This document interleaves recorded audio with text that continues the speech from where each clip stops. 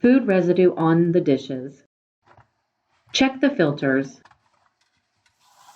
Filters may be clogged and need to be cleaned.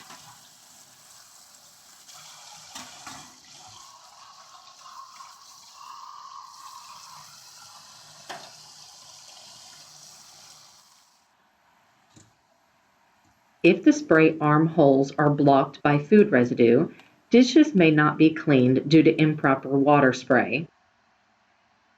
Clean the spray arms.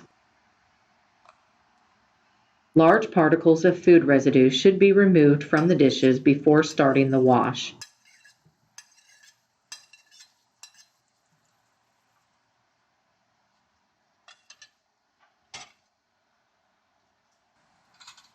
Make sure that items do not touch each other.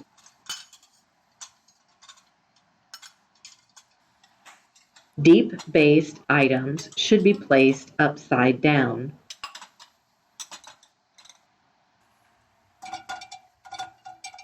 Do not obstruct the rotation of the spray arms.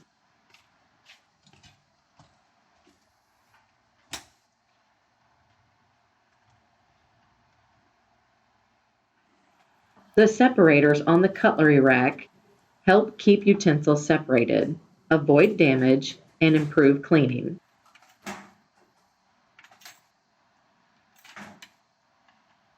The amount of detergent needed depends on the cycle, load size, and soil level of the dishes. Refer to the owner's manual for detailed information. If a pre-wash is desired, fill the recessed pre-wash compartment area on the lid with detergent. Select correct cycle based on soil level and type of dishes being washed. Refer to the owner's manual. Water drops or stains are left on the dishes. The rinse aid indicator appears in the display when more rinse aid is needed. The use of rinse aid is recommended to prevent water spots on dishes and to enhance drying performance. White spots or lines on the dishes.